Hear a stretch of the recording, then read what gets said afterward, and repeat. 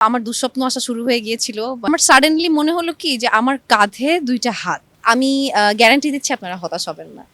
আলহামদুলিল্লাহ ভীষণ ভালো কেটেছে। আপনার ঈদ কেমন কেটেছে? আলহামদুলিল্লাহ ভালো কেটেছে। জানতে চাচ্ছিলাম যে চক্রতে কাজ করার অভিজ্ঞতা কেমন ছিল? চক্রতে কাজ করার অভিজ্ঞতা দারুণ। এত সুন্দর একটা টিম।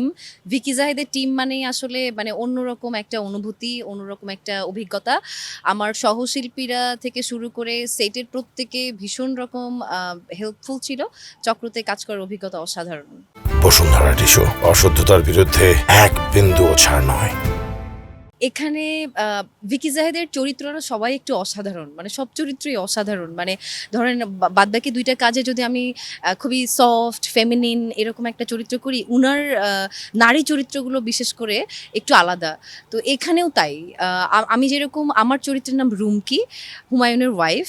কিন্তু আ ঘটনাক্রমে আমরা জানতে পারি যে ওর পরিবারেই ওই ঘটনাটা ঘটেছিল। তো এরকম একটা ট্রমাটাইজড সিচুয়েশন এর মধ্য থেকে আসার পর ওর যে জার্নিটা হয় সেটার একটা ঝলকই আপনারা দেখতে পাবেন। কিন্তু আমি বলব আমার যে মনস্তাত্ত্বিক যেই জার্নিটার মধ্যে দিয়ে ওই শুটিং এর সময় আমাকে যেতে হয়েছে সেটা ডিফিকাল্ট ছিল, অবশ্যই চ্যালেঞ্জিং ছিল। আমার সহশিল্পী যারা ছিলেন গাজী রাকায়েত স্যার, বাঁধন আপু বা মৌসুমী মৌ কিংবা তৌসিফ মাহবুব নিজেও এতদিন ধরে অভিনয় করছেন, সেই তুলনায় আমি একেবারেই নতুন। কিন্তু উনারা আমাকে এত হেল্প করেছেন।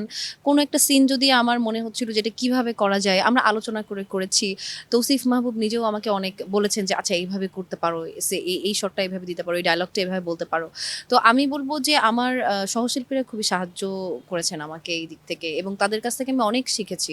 গাজী রাকায়েত স্যারের কাছ থেকে অনেক শিখেছি। উনি তো একজন স্টার, উনি এত বড় মাপের একজন অভিনয় শিল্পী। কিন্তু সেটে উনি সবসময়ই খেয়াল রাখছিলেন যে মানে আমরা কেমন করছি, সেটা ভালো হচ্ছে কিনা। এটা অসাধারণ একটা অভিজ্ঞতা।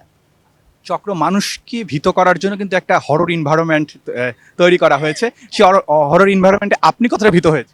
আমি তো ভীষণ রকম, আমি এমনিতেই একটু ভীতু মানুষ। আমি সবসময় ভূতের মুভি দেখি হচ্ছে যে মানে আ হাতে একটা তসবিহ নিয়ে, হ্যাঁ, খোদা তাআলার নাম জপতে থাকি আর আমি দেখি আবার আবার কম্বলের মধ্যে ঢুকে যাই। এরকম একজন ভীতু মানুষের পক্ষে চক্রের মতো এরকম একটা সাহসী কনটেন্টে কাজ করা অনেক চ্যালেঞ্জিং ছিল। আমি তো আমার দুঃস্বপ্ন আসা শুরু হয়ে গিয়েছিল। মানে জাস্ট বা বা একটা ১ম দিন শুটের পরে আমি গিয়ে একটা বিরাট খারাপ স্বপ্ন দেখলাম। আমি ভিকি জাহিদ ভাইকে একটা টেক্সট করলাম যে, "ভাইয়া এটার you are responsible for this. আমি এখন এরকম বাজে স্বপ্ন দেখছি।" উনি বললেন, "হুম, ঠিকই আছে। এটা চক্রের ইফেক্ট। এটা ঠিক আছে তার মানে।" বাস্তব জীবনে চক্র কিন্তু একটা বাস্তব গল্প উপর বেস করে বানানো হচ্ছে। বাস্তব জীবনে আমার কোনো অভিজ্ঞতা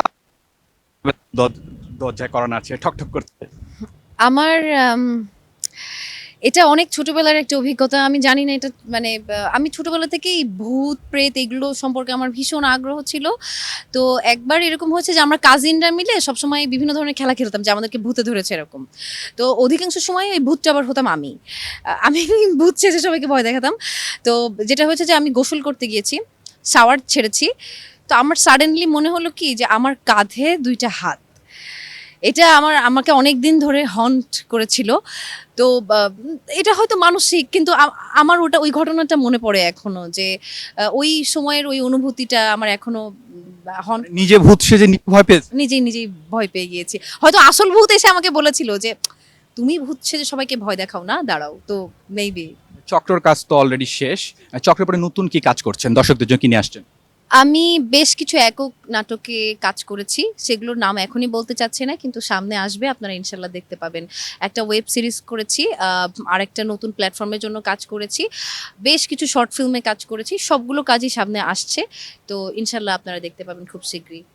সামনে মানে কি ধরনের কাজ করার আসলে ইচ্ছা?